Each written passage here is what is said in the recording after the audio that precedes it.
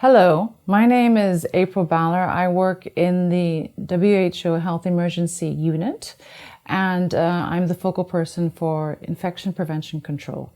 So today we're going to go through a module which is specifically looking at infection prevention control and clinical care. To avoid transmission, the general community needs to avoid agglomerations and frequency of closed, crowded spaces. They also need to maintain a distance of at least 1 meter from any individual who has novel coronavirus respiratory symptoms such as coughing or sneezing. Perform hand hygiene frequently using alcohol-based hand rub if hands are not visibly soiled for 20 to 30 seconds, or soap and water when hands are visibly soiled for 40 to 60 seconds. And also refrain from touching mouth or nose.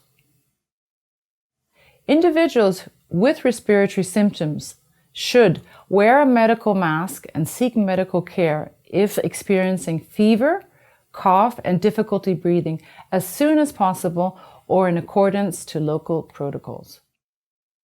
Healthcare workers may be at risk of infection. Early respiratory infection symptoms can be nonspecific. Thus, healthcare workers may not be prompted to implement additional precautions to prevent transmission while providing care. Hence, the importance of standard precautions. Use standard precautions for all patients in all settings at all times, regardless of symptoms. Standard precautions include hand hygiene, respiratory hygiene and cough ethic, use of personal protective PPE based on risk assessments, and also apply safe injection practices. Standard precautions include environmental cleaning, waste management, linen management, and care of patient equipment. At triage, early recognition of patients with novel coronavirus is very important. Have a high level of clinical suspicion of novel coronavirus. Give the patient with suspected novel coronavirus a medical mask. Place the patient in a separate area, as this will contribute to source control and diminish potential for environmental contamination. At triage, also ensure that you have a well-equipped triage station. Institute screening questionnaires according to novel coronavirus case definition, organize the space and processes to permit spatial separation of 1 to 2 meters between each patient with novel coronavirus and other individuals. Ensure that there are post signs in public areas reminding symptomatic patients to alert healthcare workers. And finally, ensure that triage and waiting areas are adequately ventilated. Encourage respiratory hygiene.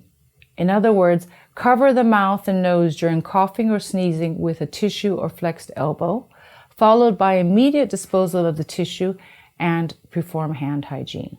When admitting patients to wards, ensure that only those with confirmed infections are placed with other coronavirus confirmed cases. Healthcare workers caring for patients with novel coronavirus should apply droplet precautions to prevent transmission of viruses via large droplets.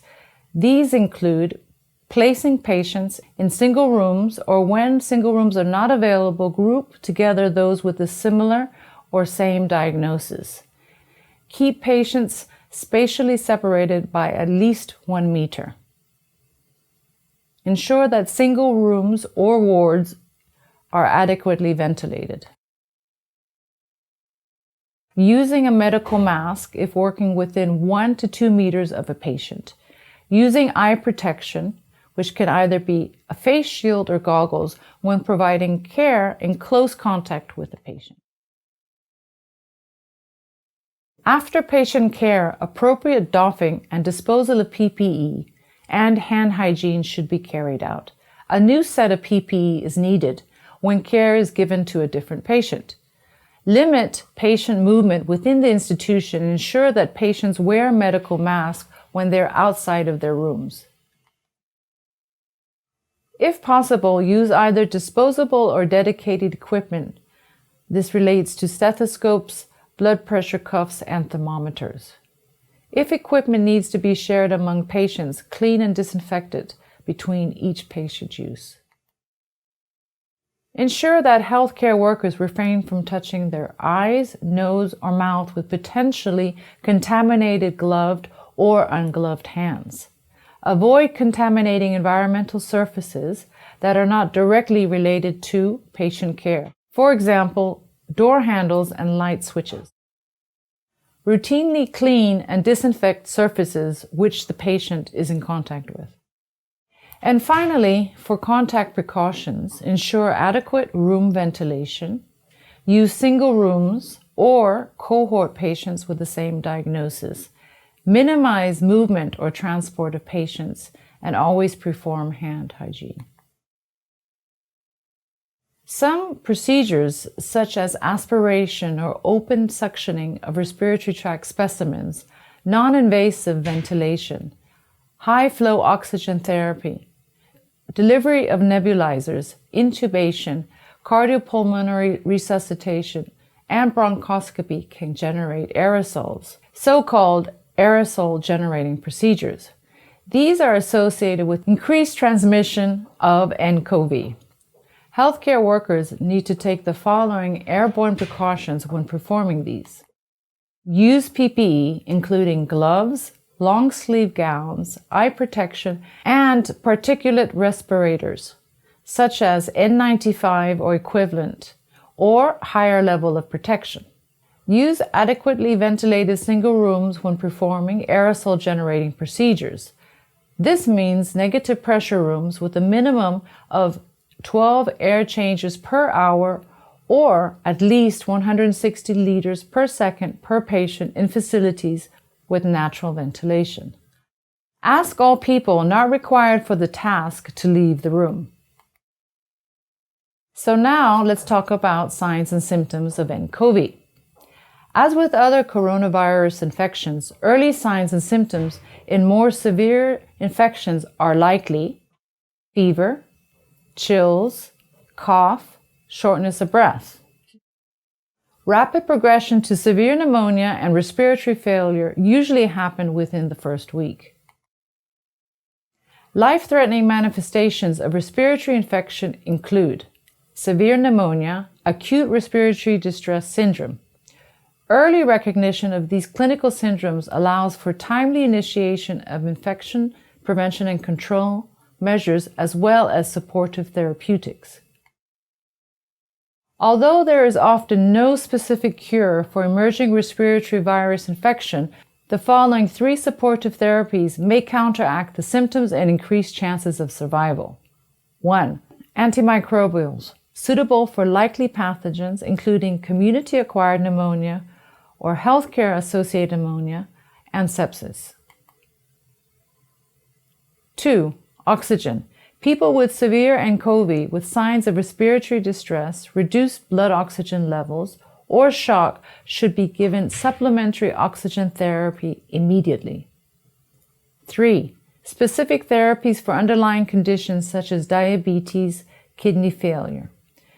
With coronavirus infections, many people with severe cases of infection have underlying conditions, and this group are at greatest risk of dying. Let's talk about intensive supportive care. What is severe respiratory distress? This means not responding to escalating supplementary oxygen therapy requiring advanced respiratory interventions, which include high-flow oxygen, non-invasive ventilation, or invasive ventilation. How do you care for someone with septic shock? Treat with intravenous fluid therapy and vasopressors to improve targets of perfusion.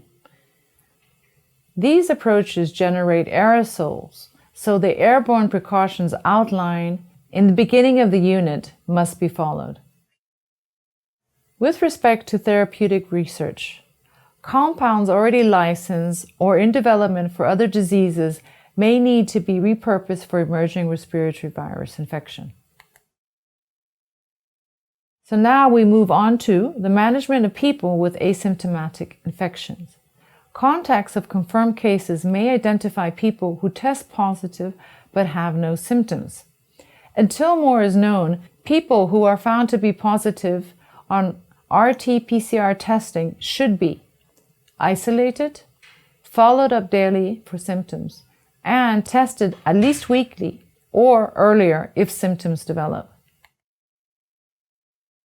Isolation should continue until 2 consecutive upper respiratory tract samples, such as nasopharyngeal and/or oropharyngeal swabs, taken at least 24 hours apart, test negative on PCR.